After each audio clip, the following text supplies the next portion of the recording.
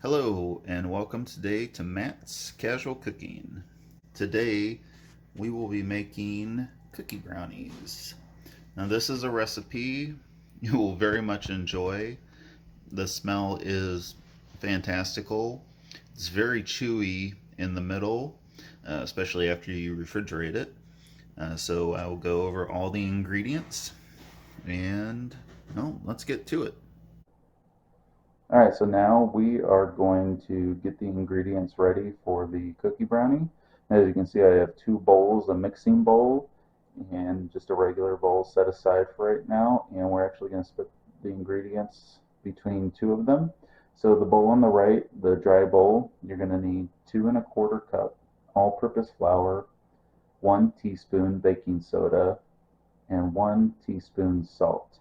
Now once you put those together, just kind of mix them a little bit. You don't have to do any heavy stirring or anything like that. Now in the bowl on the left, the mixing bowl, you're going to need 1 cup or two full sticks of butter softened, and you're also going to want those to be unsalted. You're going to also need 3/4 cup of granulated sugar, the white sugar. You're going to need 3/4 cup of packed brown sugar, and you're also going to need a teaspoon of vanilla extract, and that's what we're actually going to start mixing together first. And then after that, you will also want to get out at this time 2 large eggs and 2 cups of chocolate chips, and on the cups you're going to need 1 cup of white chocolate chips and 1 cup of semi-sweet chocolate chips, the regular chocolate chips. And then you're also, and that's really it for right now. Now I'm using a KitchenAid. I'm using that mixer with a beater. If you don't have one of those, what you can use is a hand mixer here that I have that I'm showing you.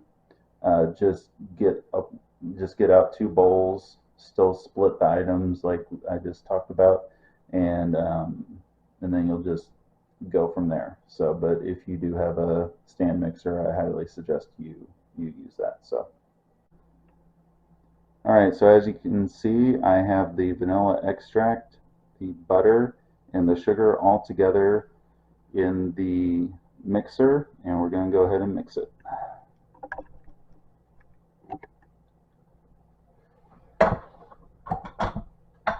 Now, what you want to do, you don't want to just turn this on high right away. What you want to do is go ahead and turn it up to just 2 to kind of get it going. And then once it starts mixing together a little bit, then you can turn it up a little bit higher.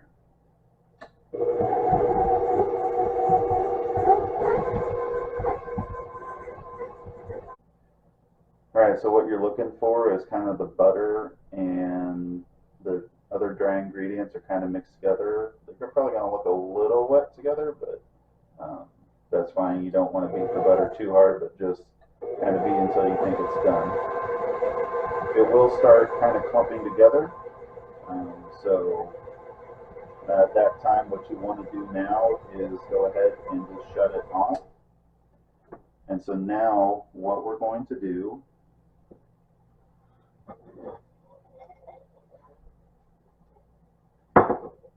And when you do these steps, you will want to stop the mixer, add the ingredients, and then you will want to restart.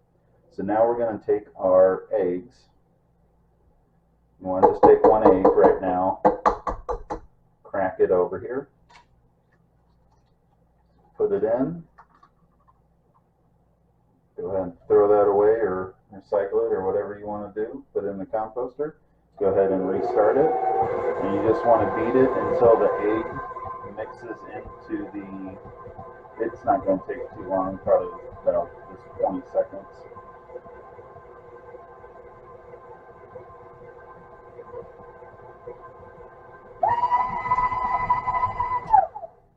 So now that that one's done, you want to go ahead and take your second egg.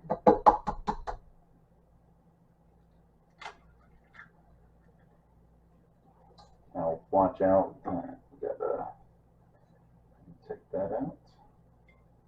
So now go ahead and together.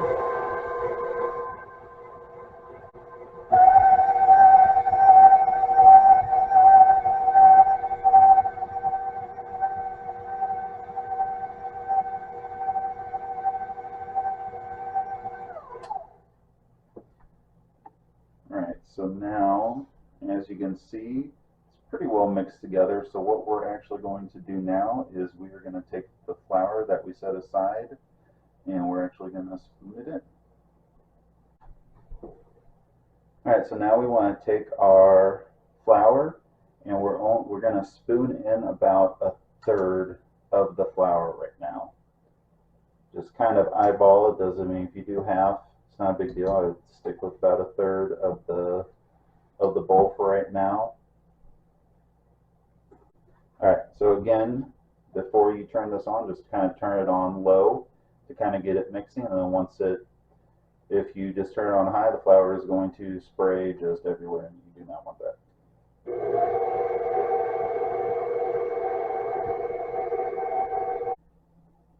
So you can kind of see the dough is kind of creating waves in the mixer. So that is the dry and the wet kind of combining together to actually make the dough. So that's what we want to see after the initial, after we initially put it in. So.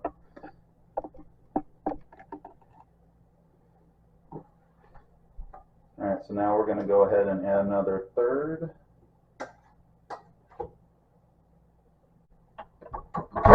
So what I am going to do now is just kind of push it down, push the dough down off the beater so we can get this one kind of mixed in a little bit better, kind of get that mixing in as well.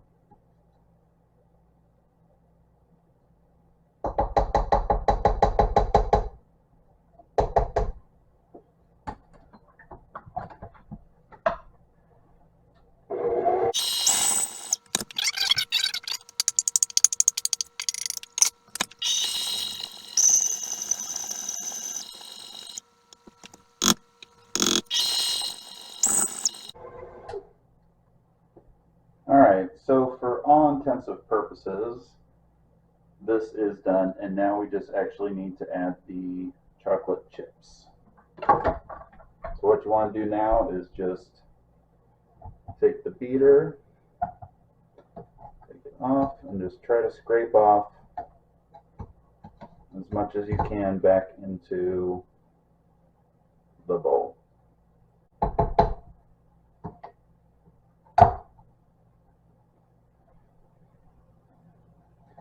It's going to be kind of sticky, and of course the best part of this is after you got off as much as you can, just taking your finger and eating the cookie dough right off of it. So alright, so at this time too, I would get a wooden spoon out because we are actually going to put the chocolate chips in, and this is the best thing to really mix the chocolate chips into your dough. So what you want to do now is go ahead and take off the bowl. Alright, so go ahead and dump your chips into the container.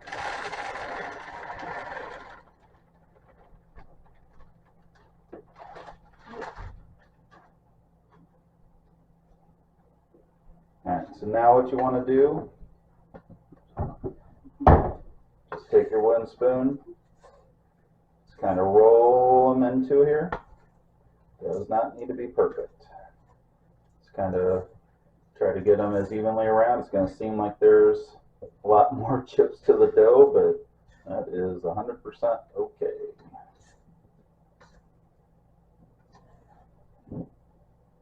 Alright, it's not going to take too long. Let's just go ahead and scrape off as much of this as you can. Just kind of use your spatula that you had before to kind of scrape off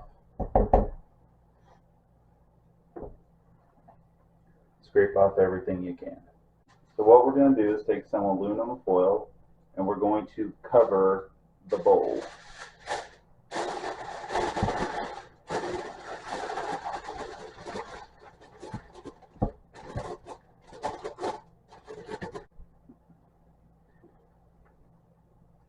Now we could cook this now and it would still be very good, but what you want to do is we're actually going to put this in the refrigerator overnight. And the reason we are doing that is because we want all that flavoring, the chocolate, the dough, the vanilla, to kind of meld together a little bit better. And trust me, doing this will make them very tasty. So, but if you do want to cook them right after you make this, go ahead. You're still going to have a very good treat. So what we're going to do is we're going to stash this, and then we are going to come back tomorrow, and we will go over exactly how we are going to cook them. So, all right, see you then. All right, so good morning. So now we are actually going to cook our cookie brownies, and we'll go over really quick. So what you want to do is you want to go ahead and preheat your oven to 375.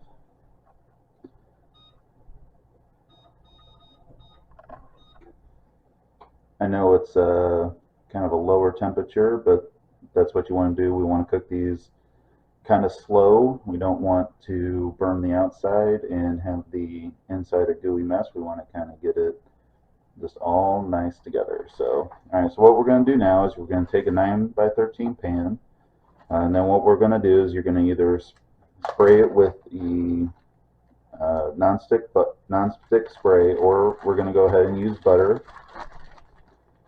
And what you want to do is you want to take a stick of butter that you've previously used. And you actually want to, if you want, get a paper towel and kind of wrap it around, and I'll show you what I mean. Just kind of like this. Go all over the pan. And then kind of take it like this.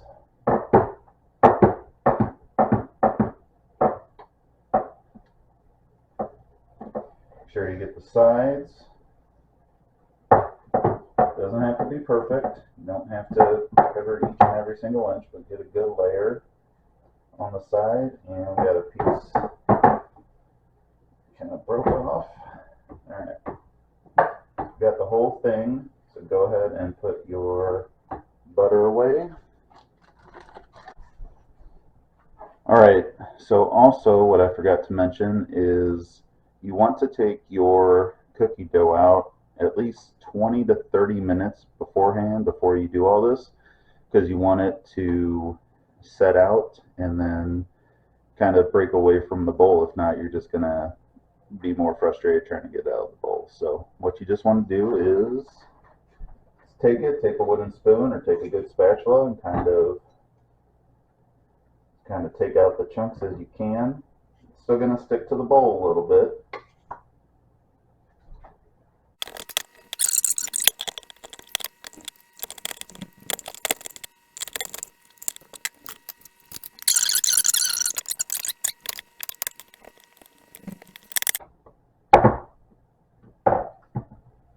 So I'm going to have to use my hands just a little bit, try to push this down. Just kind of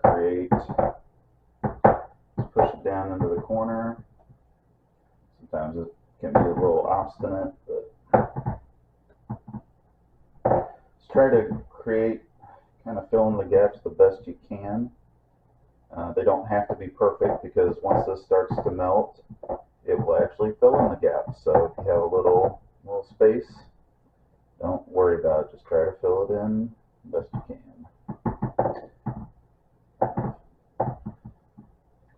Push it over there.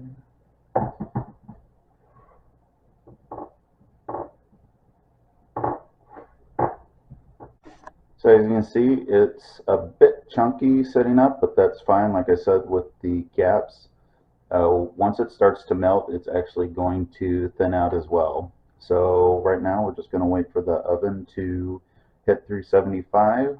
Then we're going to pop this in for about 25 to 30 minutes. You probably want to do more on the 30-minute in, and once we're there, it probably won't be 100% done, but we're going to look at it and see if it is. So, alright, I will see you back here in a little bit. Alright, so again, we have our special taste tester in her favorite seat. She's actually waiting on the cookie brownies to be done so she can be fed. So Miss Autumn says they are one of the most delicious things she's ever eaten, even though cats don't like sweets. She makes pure exception for this. So, all right, so we've been cooking for about 25 minutes here. So as you can see, the top layer is kind of golden brownish. It's not quite done yet. If you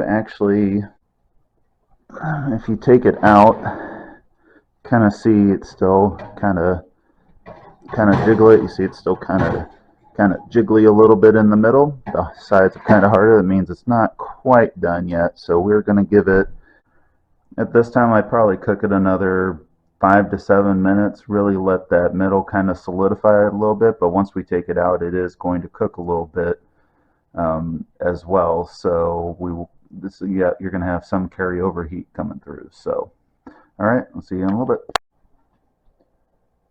All right, so as you can see, our cookie brownies are done. What you want to do after you pull them out of the oven is you want to take them off of a heat source. You just don't want to set it on the counter or set it on the stovetop.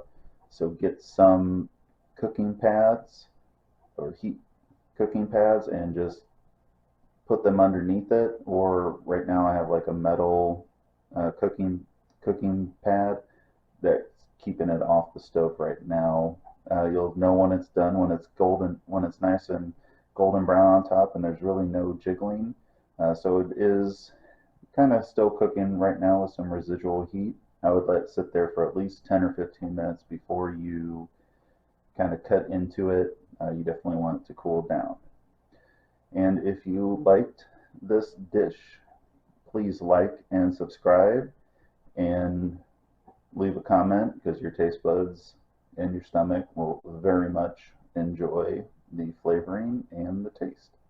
And I want to give a special shout out today to my camera person, my girlfriend Jennifer, and my taste testing cat Autumn. All right, I hope you have a good rest of your day and take care.